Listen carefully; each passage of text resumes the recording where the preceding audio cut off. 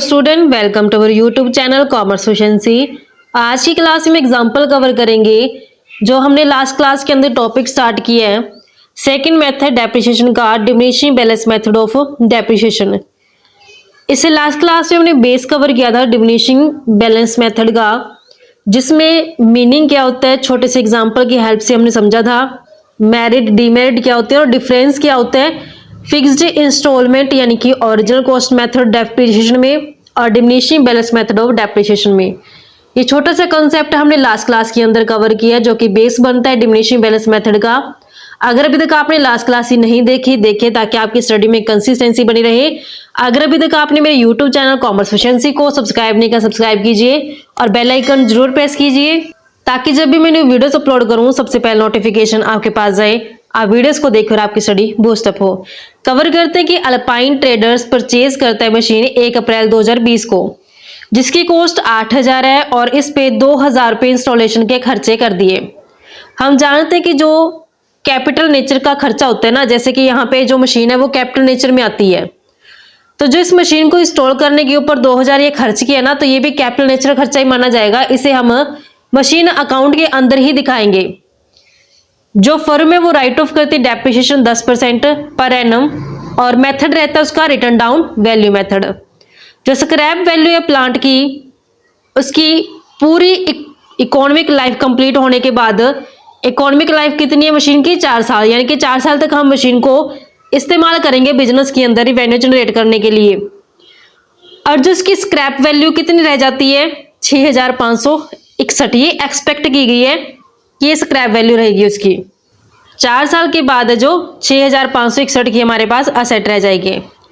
हमने machine account बनाना है 4 साल का, क्योंकि इसकी लाइफ कितनी है 4 साल है मशीन की। बुक के जो क्लोज की जाएंगी हर साल 31 मार्च को। अब हम इसका मशीन अकाउंट बनाएंगे। सबसे पहले हम दिखाएंगे कि जो मशीन है वो परचेज की गई है 8000 की और इसका इंस्टॉलेशन खर्चा कितना कर दिया गया 2000।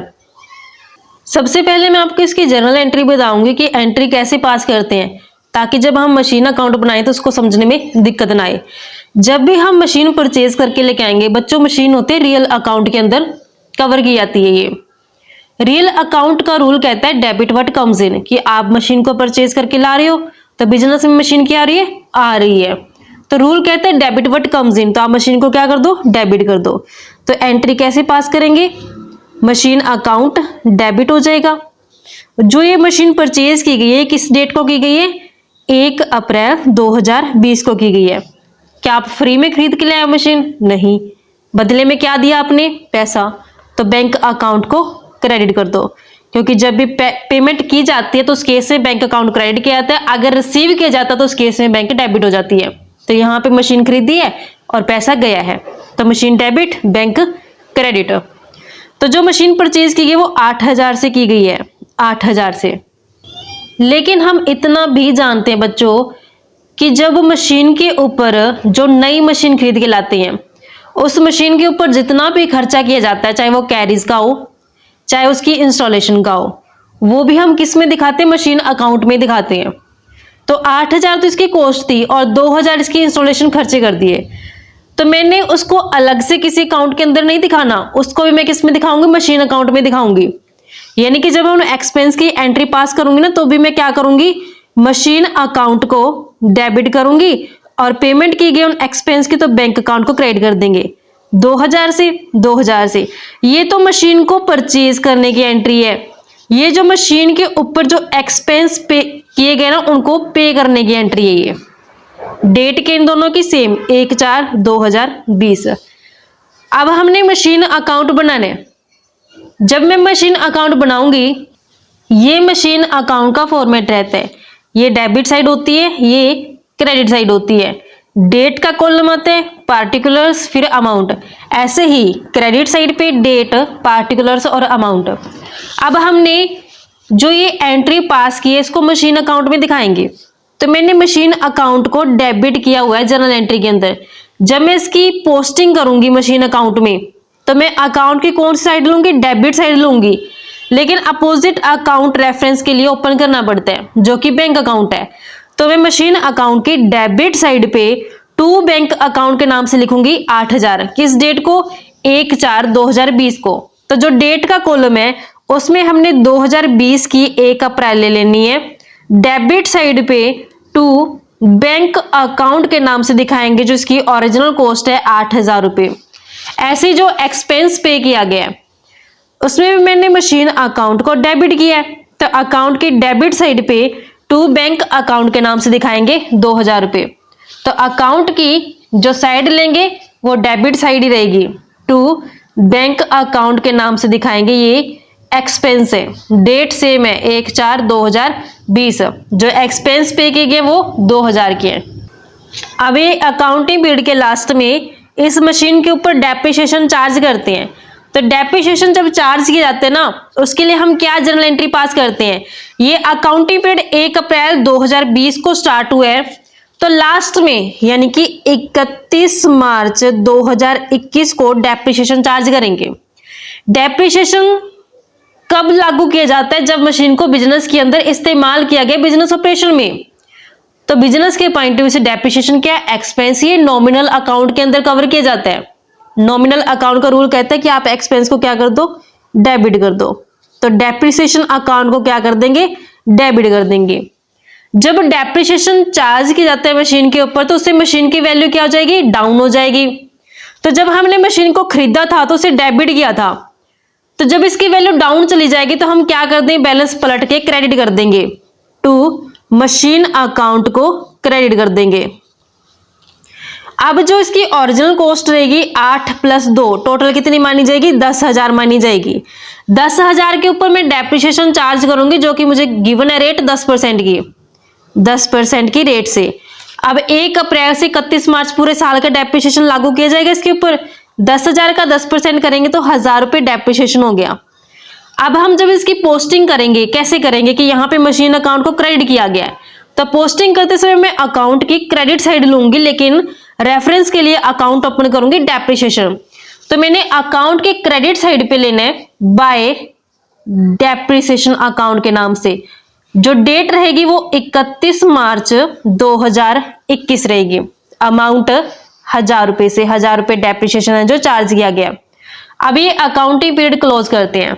अकाउंटिंग पीरियड क्लोज करेंगे, टोटल बनता है इसका 10,000 से, ये भी 10,000 से टोटल 1,000 माइनस करेंगे डेप्रिसिएशन का, तो 9,000 रुपये क्लोजिंग बैलेंस आ जाएगा।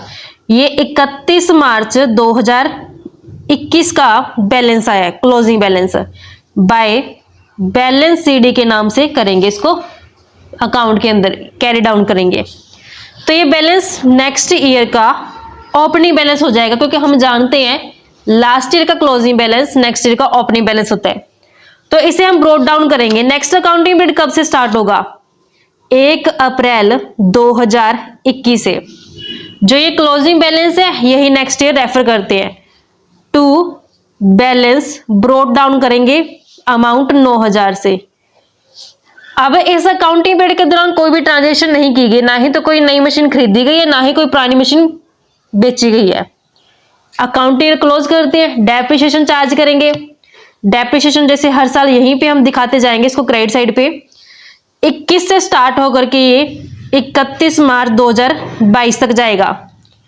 31 मार्च 2022 पूरे साल का डेप्रिसिएशन लगाएंगे बाय डेप्रिसिएशन अकाउंट के नाम से। लेकिन हम जानते हैं कि जो डेप्रिसिएशन का मेथड है वो डिमिनिशिंग बैलेंस मेथड है। डिमिनिशिंग बैलेंस मेथड क्या कहता है कि अगर आपको डेप्रिसिएशन चार्ज करें ना, किसके ऊपर करोगे, बुक वैल्यू के ऊपर। बुक वैल्यू जो ये 9,000 आई है, बुक वैल्यू कैसे कैलकुलेट करते हैं, जब हम ओरिजिनल कॉस्ट में से डेप्रिसिएशन माइनस कर देते हैं तो मेरे पास बुक वैल्यू आ जाती है। तो बुक वैल्यू पे डेप्रिसिएशन चार्ज किया जाएगा, रेट है 10% से। 9,000 का 10% करेंगे तो 900 रुपये डेप्रिसिएशन हो गया। अब ये अकाउंटिंग पीरियड क्लोज करेंगे। टोटल आता है डेबिट साइड का 9,000, क्रेडिट साइड का टोटल 9,000 दिखाएंगे, लेकिन इसमें से माइनस करके 900, 8100 रुपये का बैलेंसिंग फिगर आ गया। ये 31 मार्च 2022 का क्लोजिंग बैलेंस है। इसे हम बाय बैलेंस सीडी के नाम से दिखाएंगे। यही बैलेंस नेक्स्ट ईयर में दिखाया जाएगा। नेक्स्ट ईयर कब से स्टार्ट होगा, 1 अप्रैल 2022 से।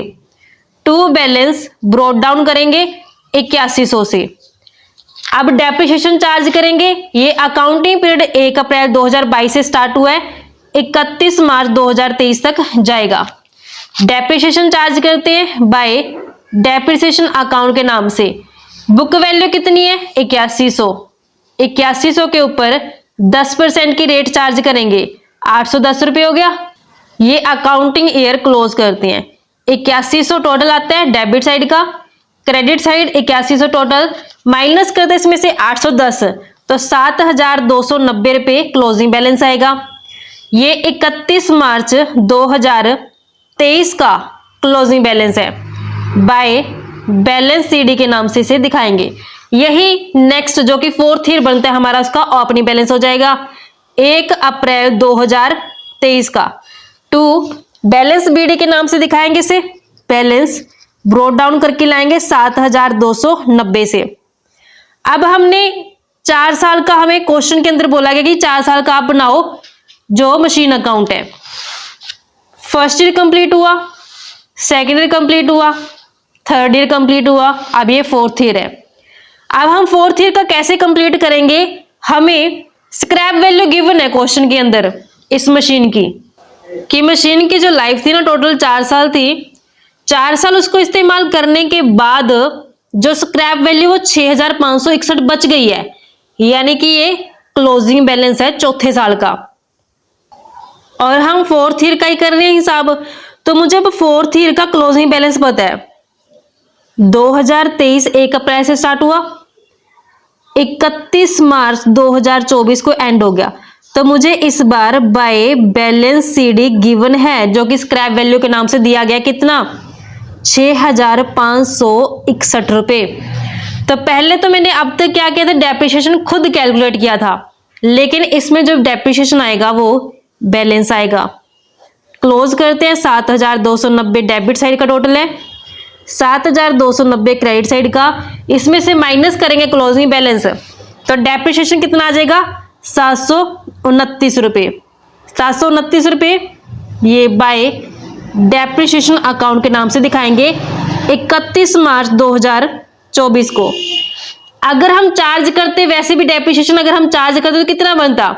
बुक वैल्यू 7290, इसका 10% करते तब भी 790 ही डेप्रिसिएशन आता, और तब भी क्लोजिंग बैलेंस कितना आता? 6561। इस बार हमें क्वेश्चन में खुद ही बता दिया कि 6561 बैलेंस है, तब भी बैलेंस सेम आता अगर हम इसमें बुक वैल्यू को लेकर के डेप्रिसिएशन चार्ज करते। तो इस तरीके से बच्चों ये बिल्कुल ही सिंपल सा आज का हमारा एक कंसेप्ट था। आई होप आपको क्लियर हो गया है। नेक्स्ट क्लास में कुछ जो एडवांस टाइप का क्वेश्चन है वो कवर करेंगे। ऐसी ही रेगुलर क्लासेस के लिए आप मेरे यूट्यूब चैनल कॉमर्स एफिशिएंसी को सब्सक्राइब, लाइक और शेयर करें, बेल आइकन जरूर प्रेस करें, ताकि जब भी मैं न्यू वीडियोस अपलोड करूं सबसे पहले नोटिफिकेशन आपके पास जाए, आप वीडियोस को देखकर आपकी स्टडी बूस्ट अप हो।